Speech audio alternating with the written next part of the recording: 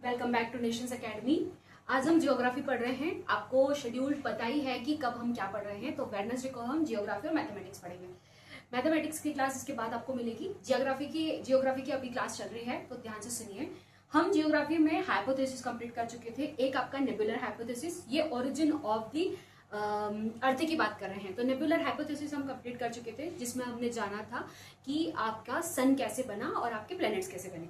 फिर आती है द बिग बैंग थ्योरी, जिसमें बताते हैं कि यूनिवर्स कैसे बना। अब यूनिवर्स के साथ बाद में बनती है आपकी थ्योरी क्यों कह रहे हैं द बिग बैंग को, क्योंकि एक्सपांडिंग यूनिवर्स हाइपोथेसिस जो थी वो उसके बेसिस पर द बिग बैंग बना है। और बिग बैंग थ्योरी इसलिए कहलाती है क्योंकि वो प्रूफ हो रही है कि वो जो है वो बहुत ज्यादा एक्सेप्टेबल है, वो सच में ऐसा हुआ है, इसके प्रमाण हमें मिल रहे हैं। ठीक है, पहली बात ये। दूसरी बात ये कि अब हम आगे पढ़ेंगे the origin of the earth, कि अर्थ कैसे बनती है। तो 460 करोड़ साल पहले की बात है। अर्थ जो होती है वो एक यंग सन होता है, जब सूर्य ने जन्म ही लिया होता है। ठीक है, यंग सन होता है और सन के इर्द गिर्द जो होते हैं वहां होते हैं डस्ट एंड गैस। ठीक है, ये साथ में होती है, गैसेस, डस्ट एंड गैसेस ये साथ में होती है। अब क्या होता है कि डस्ट भी है, गैस भी है, अब ये घूम भी रहा है और सन का गुरुत्वाकर्षण बल भी लग रहा है, तो ये सन के पास जा रहे हैं।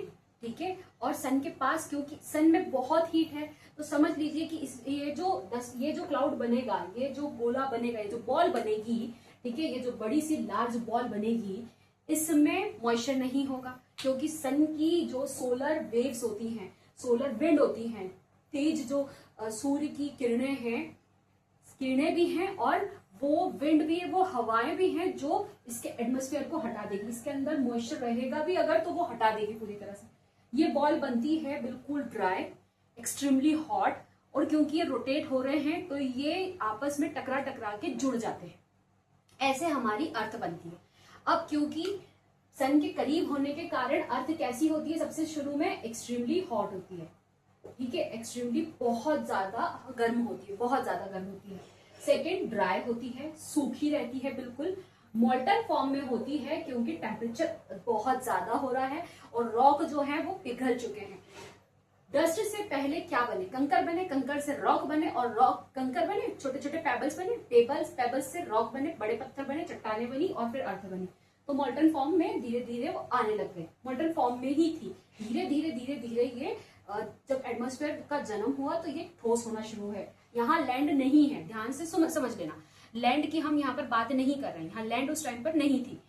ठीक है, उसके बाद अर्थ पर क्या था कि कोई ऑक्सीजन नहीं था। क्यों नहीं होगा ऑक्सीजन, पानी, गैस आ ही नहीं सकती उस टाइम पे, क्योंकि सन के इतने करीब है, और विदाउट ओशियन पानी भी नहीं था। ये भी ध्यान रखिएगा, पानी तो हो ही नहीं सकता ना, इतने करीब है तो पानी कैसे होगा, बनी रही है अभी तो। ठीक है, और ये सब नहीं है तो समझ लो कि जीवन भी नहीं है। विदाउट लाइफ जीवन भी नहीं रहेगा। अब क्या है वहां पर, उस टाइम पर अर्थ पे क्या अवेलेबल है, तो सिर्फ एक चीज अवेलेबल है, और वो है आपकी हीलियम और हाइड्रोजन गैस। इसके अलावा अर्थ जो थी किसी से सराउंडेड नहीं थी, कुछ नहीं था उसके इर्द गिर्द, उसके पास कुछ नहीं था।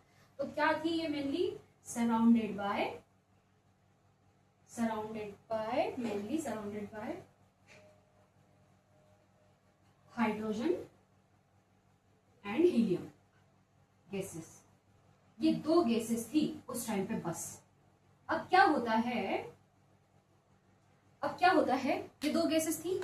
अब धीरे धीरे ये बड़ा सा गोला बन जाता है, घूमते घूमते बहुत साल, बता रही हूँ ना, 460 करोड़ साल पहले की बात है, 4.6 बिलियन ईयर अगो।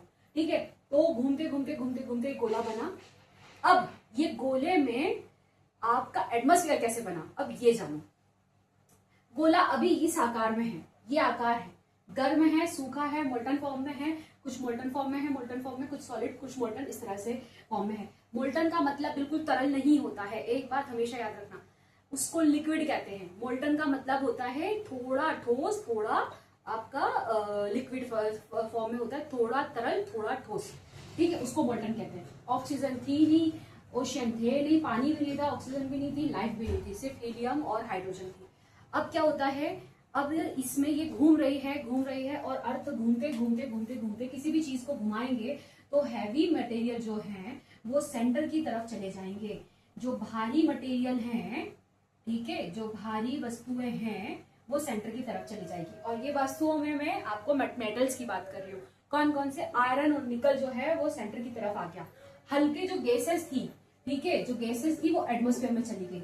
कोई भी चीज, मैं जैसे पहले भी हर लेक्चर में जियोग्राफी के मैंने ये एग्जाम्पल दिया है कि कोई बड़ा बर्तन लीजिए, उसके अंदर मिट्टी डालिए, कंकड़ डालिए, रेत डालिए, घुमाना शुरू करिए, भारी चीजें सेंटर में आ जाएगी और धूल जो होंगे तो आपका धुंधला पानी होगा वो ऊपर की तरफ दिखाई देगा, पानी गंदा ऊपर की तरफ दिखाई देगा। लेकिन जो सॉलिड मटेरियल है, जो हैवी मटेरियल है, वो सारा का सारा सेंटर की तरफ आपके यहाँ आ जाएगा। ठीक है, उसी तरीके से अर्थ के साथ भी होता है। अब अर्थ घूम रही है तो सारा हैवी मटेरियल है वो सेंटर की तरफ आ गया और सारा लाइट ऊपर चले गया। लाइट में क्या क्या था जो ऊपर गया? वहां थी आपकी ऑक्सीजन, सॉरी, वहां थी आपकी वाटर वेपर, क्योंकि ज्वालामुखी बना ना, ज्वालामुखी ऐसा हुआ तो गैसेस ऊपर गई। अब गैसेस ऐसा हुआ तो जो गैसेस थी वो ऊपर चली गई, ठीक है, गैसेस ऊपर चली गई। और उसके बाद क्या होता है कि ये फिर भी घूम रही है, धरती तो घूम ही रही थी। घूमते घूमते घूमते घूमते क्या होता है कि सारा मटेरियल हैवी इसमें आ जाता है और क्योंकि सन के करीब है तो टेम्परेचर भी अच्छा खासा मिल रहा है।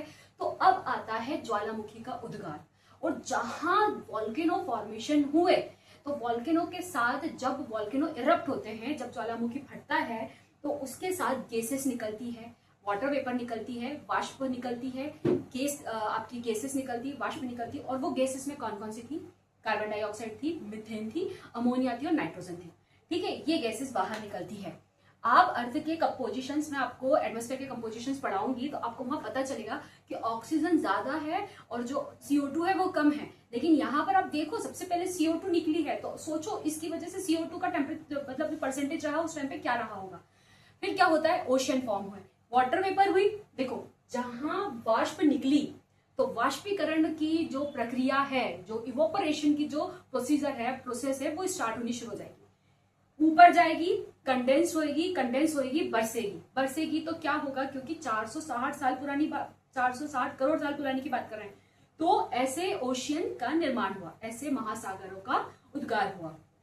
ठीक है, कंटिन्यूअसली रेनफॉल होती रही, कंटिन्यूअसली बारिश हो रही है और हम बात कर रहे हैं 460 करोड़ साल की। तो उसमें कितना पानी आया? तो सोचो कितना पानी आया कि समुद्र बन गए। ठीक है, अब क्या होता है? फिर होते हैं धीरे धीरे जीवन की नींव रखाती है। जीवन की नींव साइंटिस्ट का कहना है कि कॉम्प्लेक्स ऑर्गेनिक मॉलिक्यूल्स होते हैं। मतलब यूं समझ लीजिए कि धीरे से जब एनवायरनमेंट बनना शुरू हुआ, जब धरती का वातावरण बनना शुरू हुआ तो धीरे धीरे फोटोसिंथेसिस की प्रोसेस भी स्टार्ट हो गई। ठीक है, प्लांट बनेंगे तो प्लांट को खाने वाले बनेंगे, फिर वो फूड साइकिल स्टार्ट हो जाएगी। समझ में आ रही है? ऐसा हुआ। अब प्लांट बन गए, ऑक्सीजन आने लग गई, प्लांट बने तो ऑक्सीजन आने लग गई। CO2 थी ही उनके लिए, तो CO2 फोटोसिंथेसिस में CO2 लगती है तो CO2 थी, ऑक्सीजन रिलीज होने लग गई। ठीक है, अब ये जो है यहाँ पर अर्थ का निर्माण पूरी तरीके से हो चुका था और अर्थ पर जीवन भी आ चुका था। ओ हाँ, इसका स्क्रीनशॉट ले लो, मैं साइड हो जाती हूँ क्योंकि इसके बाद मैं आपको टाइमलाइन बताऊंगी जो शॉर्ट है बिल्कुल। ठीक है, तो आपको याद रहेगा। तो टाइमलाइन को लिख लेते हैं। अगर कोई आई थिंक मुझे लगता है कि कोई प्रॉब्लम नहीं हुई होगी, समझ में आ गया होगा। फिर भी अगर थोड़ा बहुत ऐसा लगा हो कि नहीं समझ में आया तो कमेंट कर लेना, मैं बता दूंगी। टाइमलाइन बताऊं, सिंपल टाइमलाइन है जियोग्राफी की नहीं, ओरिजिन ऑफ द अर्थ तक की। और ये इवेंट्स हैं। ठीक है, क्या इवेंट्स हुए और क्या टाइम था। तो 13.7 बिलियन की बात कर रहे हैं, बिलियन ईयर अगो। ठीक है, बिलियन ईयर अगो क्या बनता है? बिग बैंग होता है। बिग बैंग में हम पढ़ चुके हैं। बिग बैंग किसके बारे में बताता है? How universe form. तो ये बताता है कि ब्रह्मांड कैसे बना, यूनिवर्स फॉर्म्ड कैसे हुआ, उसका फॉर्मेशन कैसे हुआ। ठीक है, पहला पॉइंट ये। दूसरे पॉइंट में क्या होता है कि 5 से 6 बिलियन ईयर अगो की बात है। ईयर्स अगो क्या होता है? Stars including the sun form, star बनते हैं और क्योंकि सन भी एक स्टार है इंक्लूडिंग सन, ये भी बनता है। ठीक है, थर्ड पॉइंट में आता है कि फिर 4.6 बिलियन ईयर पे आ गए हम, 4.6 बिलियन ईयर अगो। बताओ क्या होता है, अभी बताया, अर्थ फॉर्म होती है। ठीक है, अर्थ फॉर्म हुई। उसके बाद 4.0 मतलब 4 बिलियन ईयर अगो क्या होता है, ओशियन फॉर्म होते हैं। कैसे फॉर्म होते हैं बच्चे, बताना। वॉल्केनो एसेस निकली, वाटर पेपर निकली, वाष्पीकरण हुआ और पानी बरसना शुरू हो गया।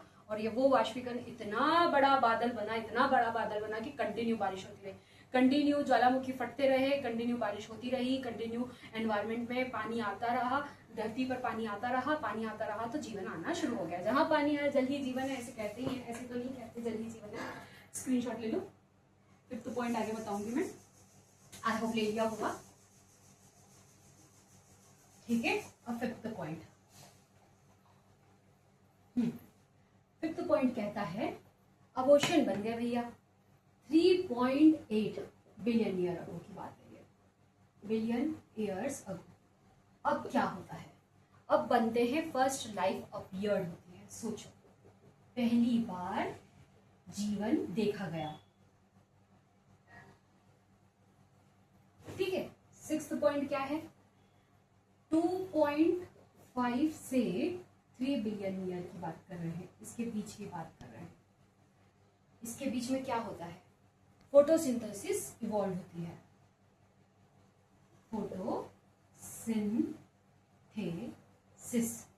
फोटोसिंथेसिस इवॉल्व होती है। ठीक है,